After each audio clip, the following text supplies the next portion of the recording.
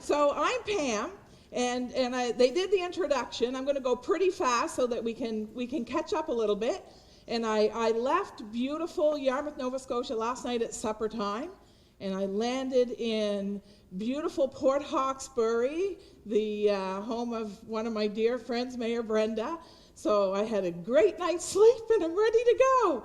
And I'm looking at the calendar, and I'm thinking, mind, body, spirit, feeding the soul. I'm like, oh gosh, I got it wrong. I've been feeding this body. So I got some catching up to do myself. But we're going to have we'll have a little bit of fun. I'll tell you just how I do things. I think Celeste is a sister of mine. We just haven't met each other yet.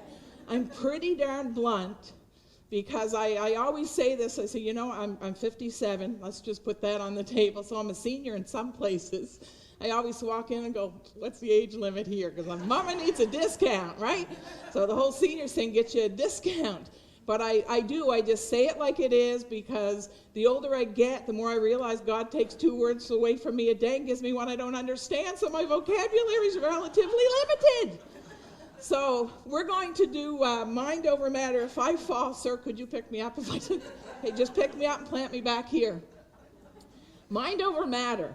And wishing it were that simple.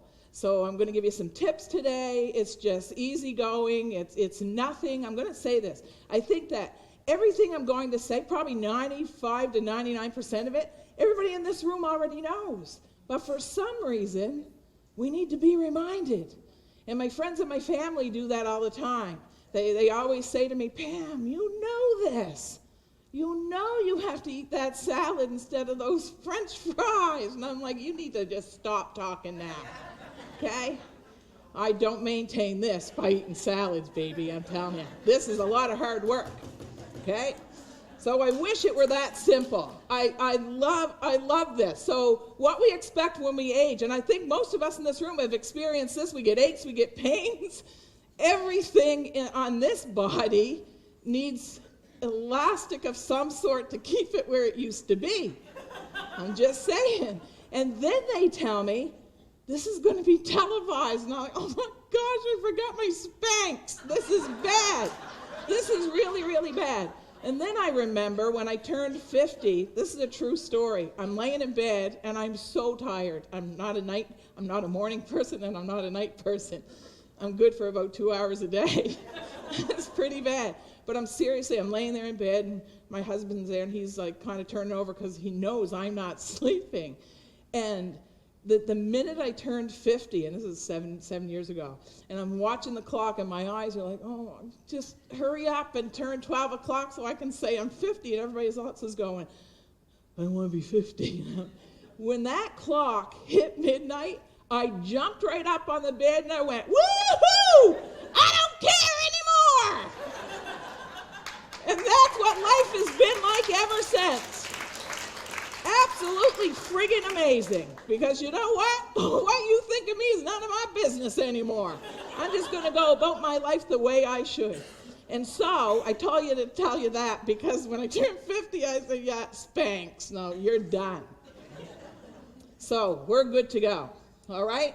So we have good days and bad days. Everybody in this room, and I would suggest that we have a whole room of people. Not one of you, not one of us has it all together. Not by a long shot, but you know what? Every darn one of us is perfect just the way we are. Isn't that true? That's right, just the way we are. Don't let anybody tell you any different. I'm the mayor of my town. People tell me that every day. Yeah, girl, you got that all wrong, okay? So I have to mentally, every single morning, I have to get up and say, it's okay. It's okay. You're a good person. You're kind. You're all those things. And you know what? Life is good.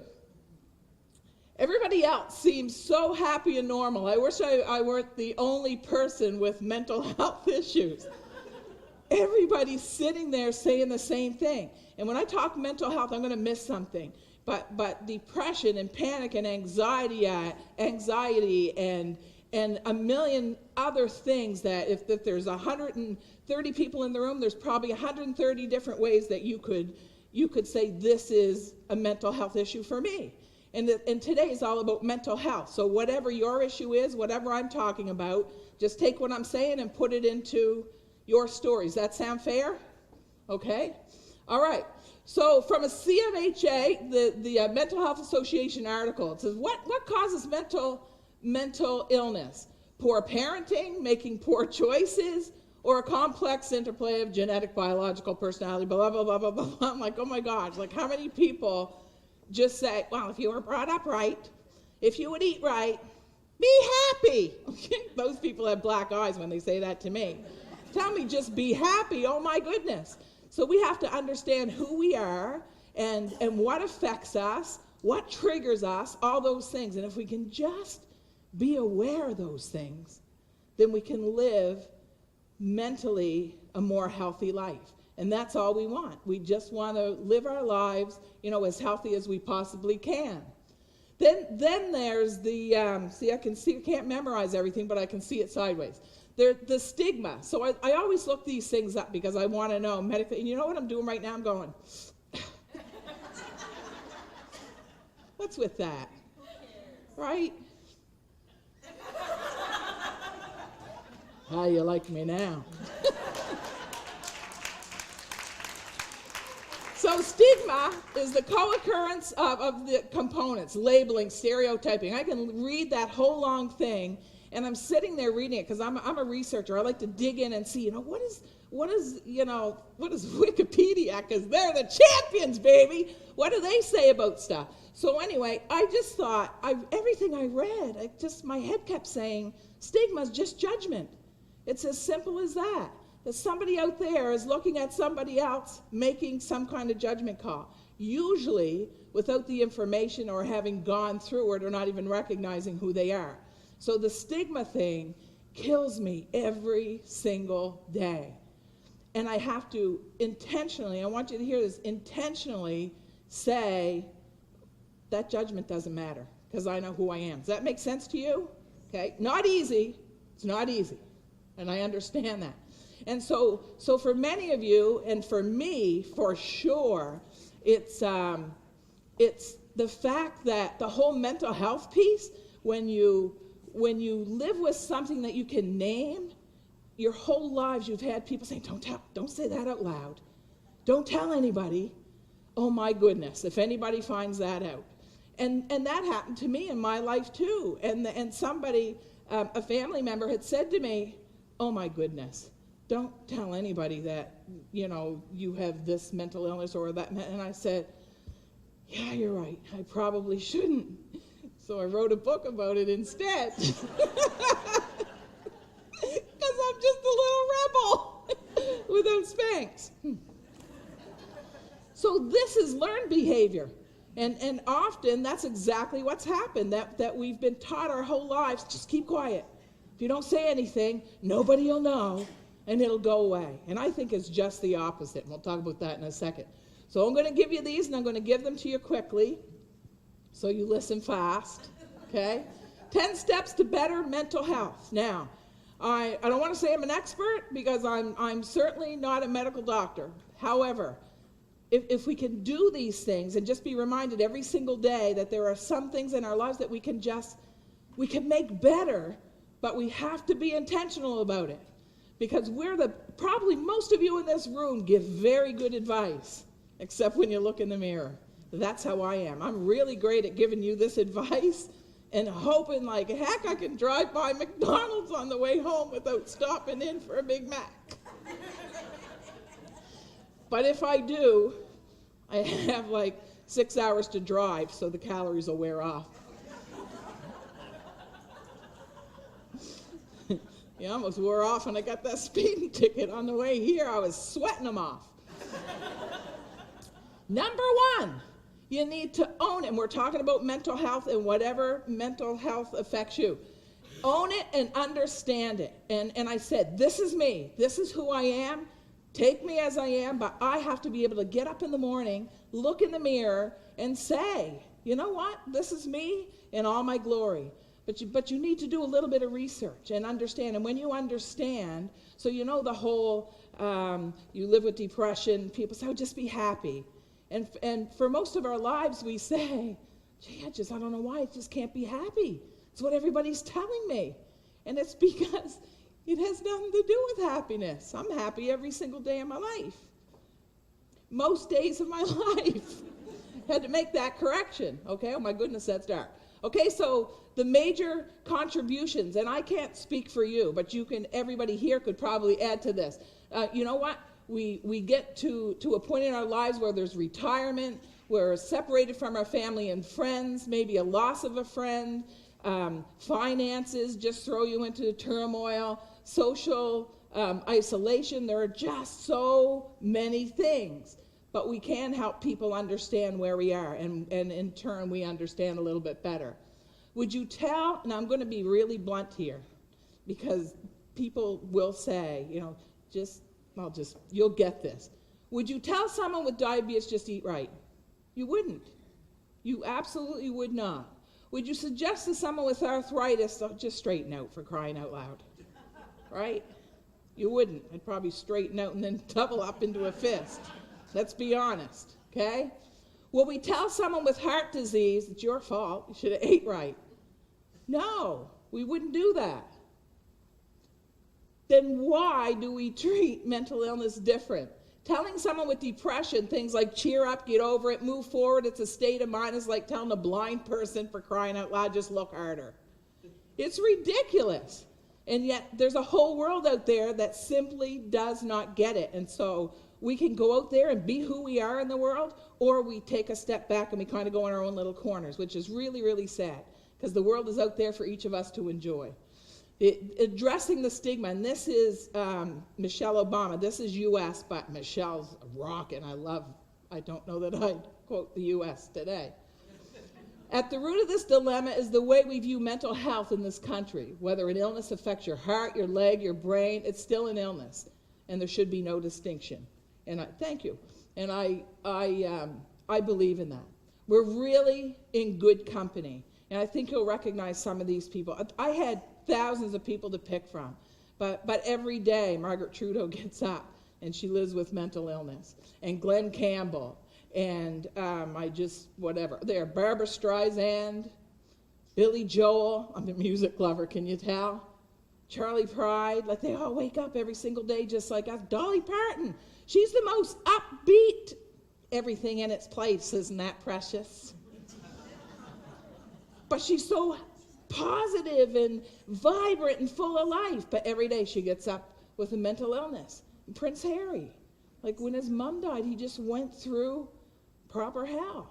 And so everybody that looks like everything's okay is not. And we need to understand that. And then there's me. So I said, and I'll only share a very little bit about my story, but I wake up every single day. So this is me, a mayor, who gets attacked every day, actually I had two very close to what I would call death threats this week. On social media, I can't even tell you. My friends and family are saying, Pam, you just need to stay away. People are cruel when they sit behind a computer and don't have to face me, face to face.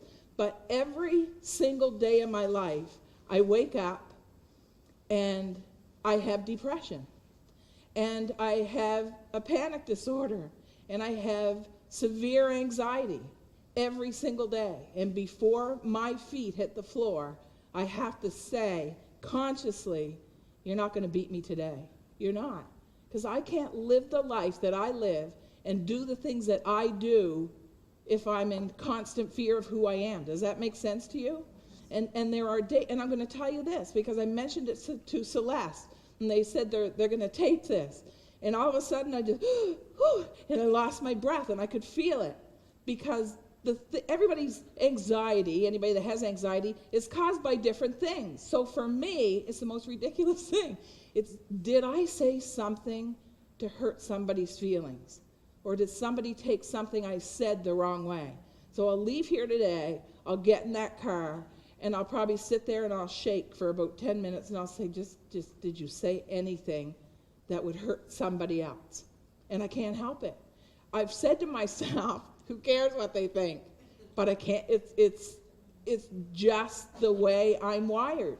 and I can't do it. And so every single day I speak to people, and I go from meeting to meeting, and I try to make a difference in people's lives as a mayor, as a speaker, as everything that I do. And every single day I say the same thing, that I say something to hurt somebody.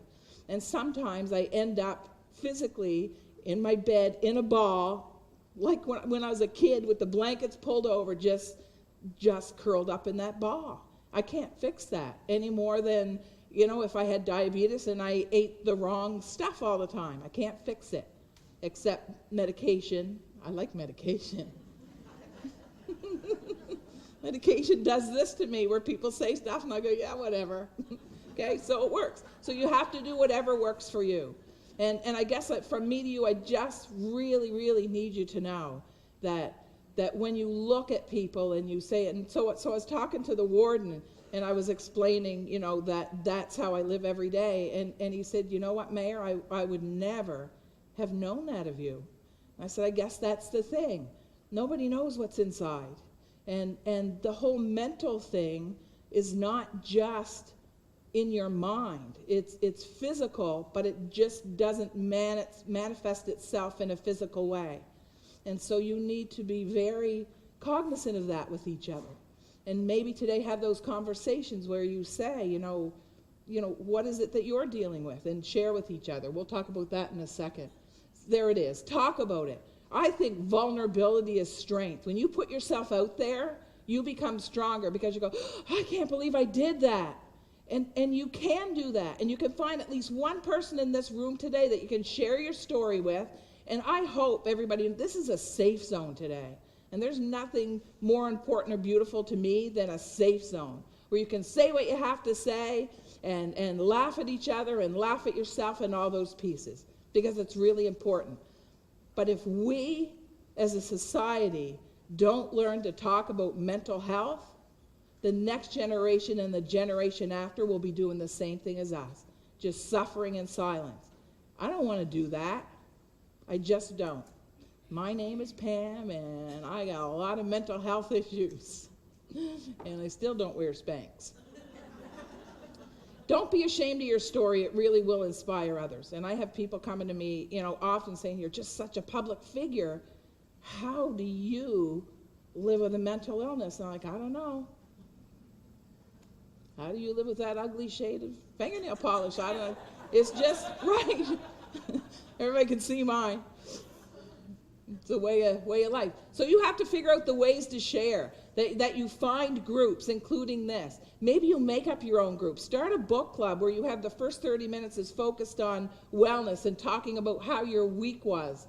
Regularly have coffee with friends. Start your own mental health group. It can be fun. It can be a dessert group, for crying out loud. There's a thing called, it's not Wine Women Wellness now, it's Women in Wellness. So all those things. Maybe you start a walking group. You say, we're just going to walk for 30 minutes, and we're going to laugh, and we're going to talk. It's just all about wellness and our brains and how we work together. Okay? I love this. Brains need to poo too. I loved it. Talk about the crap in your brain, or it's really going to stink up your life. And it does. It just festers. It's crazy, okay? I always say this. Remember, what other people think of me is none of my business. I have to be able to deal with my own life, but that's not how most of us were brought up. Number 3, I better go faster for Celeste hauls me with a cane off. I got 10 minutes. Fast? You better listen fast now, because I'm on number 3 out of 10. Okay? Put your oxygen mask on, and that's simply to say you can't look after anybody if you're not alive and if you're not well. So make sure you look after you first. Put yourself at the top of your to-do list every single day, and the rest will fall in place. Repeat after me. 1, 2, 3. No.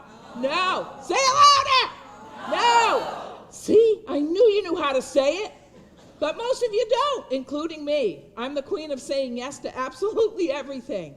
Just learn to say no, and no guilt. No guilt, because what people think of you is none of your business. Your soul's not for sale, okay? You need to be able to pick and choose what you do. Find and do what brings you joy every single day. And that can be a drive through Almadam. It can be talking to your friend. It could be a million different things. Get in a kayak if you've never been in a kayak. Water your flower garden. Get elbows deep in the mud if that brings you joy. Tinker with your vehicle. That's what my husband does. He's got a 64 Chev. When he's in a bad mood, I say, that attitude needs to change. Go fix something. Right? So he goes and tinkers with his old car. There's all kinds of things we can do. And breathe in some fresh air. So I stayed at the Maritime Inn last night. And it's funny. I mean, I walked out the door just to bring my suitcase, and I just, oh my goodness. And it was a beautiful sunny day, and the air was fresh. And I immediately felt better. And I stopped and went, oh my goodness, all I had to do was breathe. Go figure. How cool is that? You can breathe and feel better. Number 4, eat with intention. I'm good at that. Every time you eat or drink, you're either feeding disease or you're fighting it. I had to put that on a mirror. I'm house sitting for a girlfriend for a couple of weeks. I literally typed it and put it on the mirror in the kitchen because I just eat out of habit because it makes me feel good, because I love to Lay's potato chips for breakfast. It's friggin' awesome. But think about that. Everything you put in your mouth is either helping you or it's not helping you. And so we have to choose more wisely. And that doesn't mean that you can't have a chocolate bar every day. So I've taken to buying the dark chocolate ones and having a couple squares a day. And I say a few choice words when I put the rest back in the freezer, right? But I'm trying to change the way I live so that mentally I'll be stronger. Think about that, though. We don't do diets that we just need to change our lifestyle instead of just dieting. Number 5, I like to move it. I like to move it. I love it. I love dancing. The only thing about driving for 6 hours was I couldn't dance. Because I'm going to be honest. When I'm in the car, people always say, oh, you got to drive all the way. I go, all the way? I'm Tina Turner for 6 hours, baby. I really am. I sing at the top of my lungs. I laugh, but I love to dance. I love this. You know, just 30 minutes of exercise a day can reduce depression by 50%. She said, yeah, just give me the drugs. Okay? So you choose your poison, whichever one. Oh, this is awesome. Take yoga. And now, ladies, I want you to relax every muscle in your body. So my daughter says, and my sister-in-law, and she's lovely, she teaches yoga. You need to come to yoga. I said, there's no set of Spanx that's going to stop that from happening, okay? Like, if I bend down, everything's, you know what I'm talking about, okay? So my brother says, I know. He said, I went to yoga with my sister. He said, I went to yoga, and all of a sudden you hear this loud puff of air, because I'm televised, that's what I'm saying. This loud puff of air, and everybody looks at me like, he said, I was so embarrassed. But 10 minutes later, he heard it again, and this lady said, oh my goodness, again, excuse me. And he said, that's right, it's not always the man, okay? But if you can do yoga, I'm not even kidding. I understand yoga is the best thing for your mind, body, spirit that you can possibly do.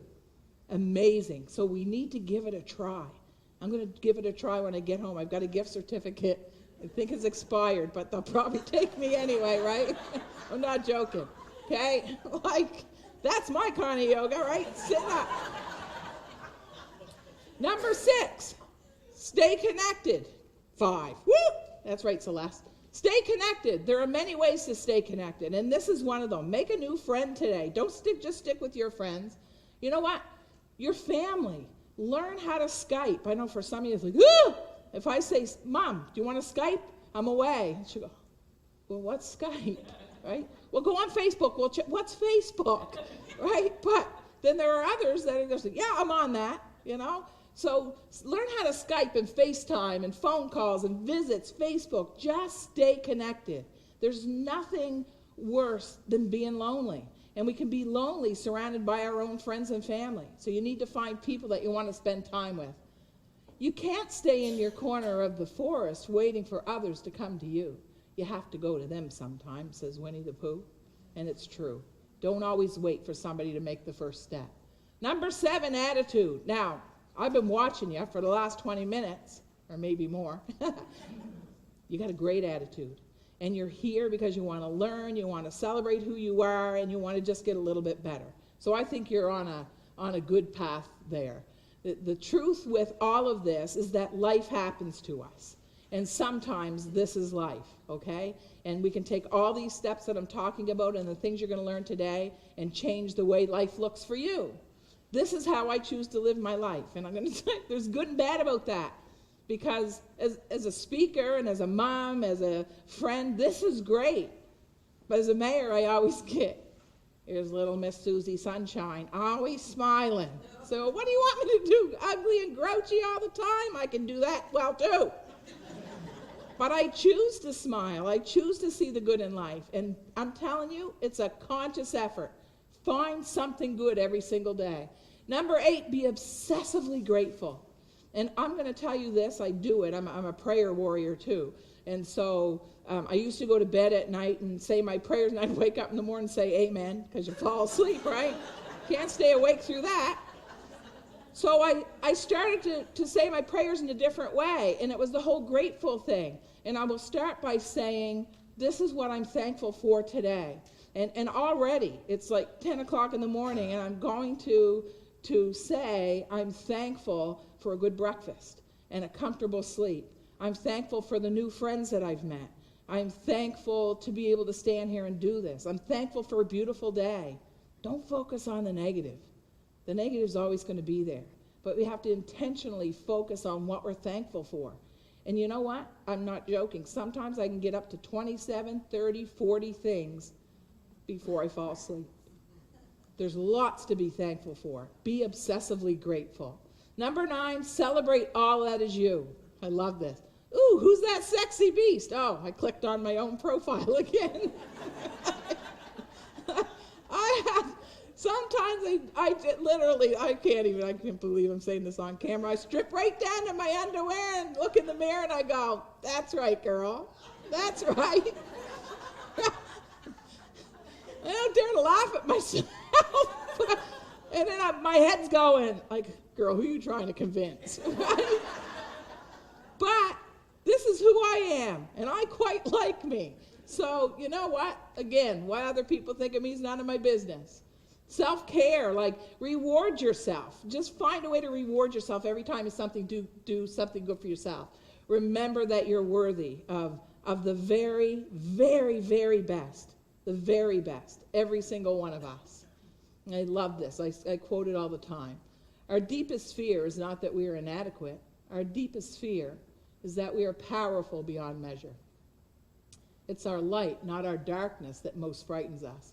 We ask ourselves, who am I to be brilliant, gorgeous, talented, fabulous? Actually, who are we not to be? It's just so true. Every single one of us. Above all, if I had one word of advice for your mental health, like, I think you get that, right? Like, I can't walk, talk, jump, bend over, think, because mama gonna pee. Right? It's all right, okay? Above all, laugh. Find things that make you laugh. Find people that make your spirit just sing. Like, that's who you need to spend your time with. Not with somebody that wants to talk about people, but people that want to talk about life and all the good things that life brings. And I dare you, for those top 10, start today. And life's going to be that much better. Done. Thank you.